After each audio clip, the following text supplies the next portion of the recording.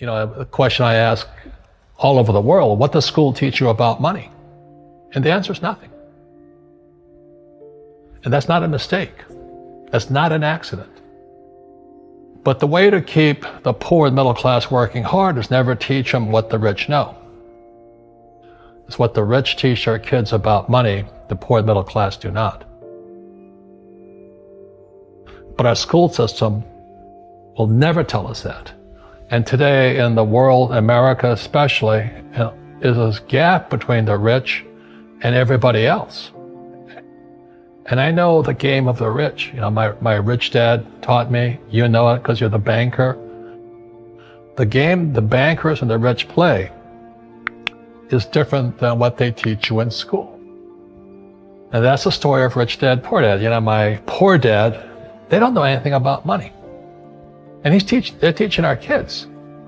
And my rich dad was an entrepreneur who never finished school. So all of the pieces of the puzzle, when Fuller scolded me back in '83, the pieces of the puzzle and my life started to come together. It's not get a job, work hard, save money, and invest in a well-diversified portfolio of stocks, bonds, mutual funds, and ETFs. The financial industry is two things: debt and taxes. Debt and taxes. You see, debt and taxes make the rich richer, and debt and taxes make the poor middle class poorer.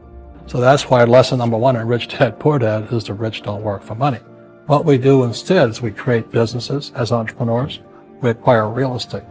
I don't invest in the stock market. So the reason is because as entrepreneurs, I have more control over my income, how much I make, and how much I pay in taxes. And because I'm an entrepreneur as well as an investor in real estate, I pay zero tax. So every time I make, let's say, $1 million as an entrepreneur, I immediately invested in real estate and have a 4-to-1 step up. Today, the banks are charging you interest to save money. In other words, banks don't want your money because they printed too much of it. And that's why there's this bubbles in stocks and bubbles in real estate and all this. People are dumping the cash. Because as I said in here, savers are losers and cash is trash. Get out of debt is an obsolete idea. You should learn how to get into debt, how to use debt to get rich. The reason the 1% is way up here and the 99% are going this way is because when you print money, two things happen: inflation and taxes. It's crushing them.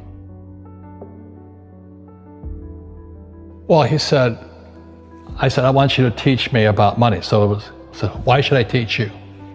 You go to school, my poor dad's not going to teach you. I said, oh, finally he acquiesced. He said, okay. He says, but if I teach you, you work for me for free. And I said, why for free? And my poor dad went nuts. He says, because if I pay you, you think like an employee. My poor dad said, go talk to your best friend's father, Mike's father. I said, why is that? He says, because Mike's father's an entrepreneur. And I'm 9 years old, so what's an entrepreneur? They're two different people, right? Mindset-wise. Right. It's called an internal focus versus an external focus. So the real entrepreneur has an internal focus. But if they fall down, they say, oh, this is good, because I'm going to go up higher. The average person will fall down and say, oh, I'm going to take some Prozac. Or somebody has a mistake, so, oh, the mistakes don't matter. Well, mistakes matter. It means you didn't know something. But a real entrepreneur, whether they fall down, they always can go up. They can stand back up and go higher. And no matter what happens to them, they get stronger and better and smarter and happier.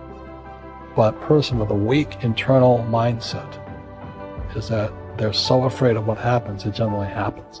Like, people who are afraid of losing their jobs, they generally lose their jobs. You know what I mean? Yeah, so everything comes through you. Yeah, so the entrepreneur first job is to control inside here, not outside there. Well, it came from a lesson before Rich Dad. I was in Sunday school. My Sunday school teacher was a young, pretty woman, and she said, I'm like 9. And she goes, why were the 3 wise men wise? I go, because they were rich.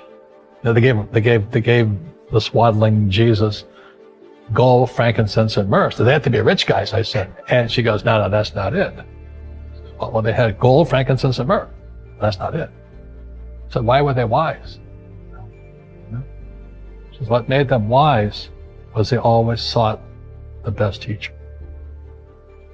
And she says, if you're going to be successful in your life, you've got to find the best teachers.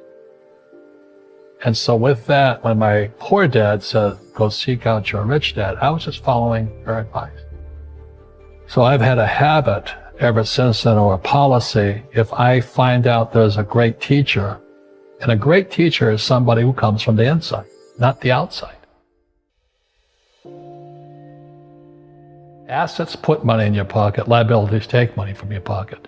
They count anything of value as an asset. They count your car as an asset, your house as an asset. When it's really taking money from your pocket. Your retirement plan, guess what? It's a liability. It's taking money from your pocket every month. And whose pocket does it go to? Wall Street or City of London. And that's why, as you and I know, these funds, they sit there, they go, assets under management. That's what they're paid on. Well, the reason the rich don't work for money is number one expense is tax. See, there's three kinds of income: earned, portfolio, passive. So earned income is if I get a job, that's earned income. If I'm a doctor or a programmer, that's earned income because I'm working for it. If I buy, let's say, Apple for $10 and I sell it for $20, that's portfolio income, capital gains. Yeah. But passive income, which is cash flow, is never taxed. So it's not, and so these guys are screaming right now in America, tax the rich. I said, good luck. Because most of the guys complaining, they don't know there's three kinds of income. And the rich don't have jobs anyway. They have assets. And so the average schmo out there, poor guy, sent the kid to school, they don't learn this.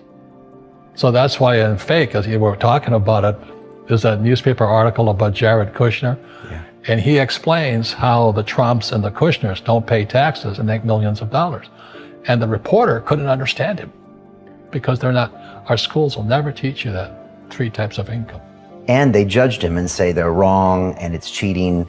And we see that over and over again. Amazon not paying taxes. What do you say to people when they come up to you and say, Robert, it's not fair. It's not fair they're not paying taxes? Well, there's always three sides to a coin, heads, tails, and the edge. So which side of the coin are you on? From my side, it's fair. But this is the difference. Everybody can do the same thing I do because the tax laws are for everybody. We don't say, well, the tax laws are only for the rich. No, the tax laws are for everybody to use if you have the right financial education. And the reason I'm an advocate of financial education, without that education, you have to pay taxes. You see, very few people will buy what I do, make $1 million and pay zero tax. And my rich dad taught me that playing Monopoly. That's how it started. 4 greenhouses, 1 red hotel. Or the McDonald's formula. I write about it here. McDonald's, Ray Kroc. Yeah. McDonald's is in the real estate business. So they sell hamburgers, but they buy real estate, so they pay no taxes. This guy Bezos, he's $16 billion. How much tax did they pay on that $16 billion?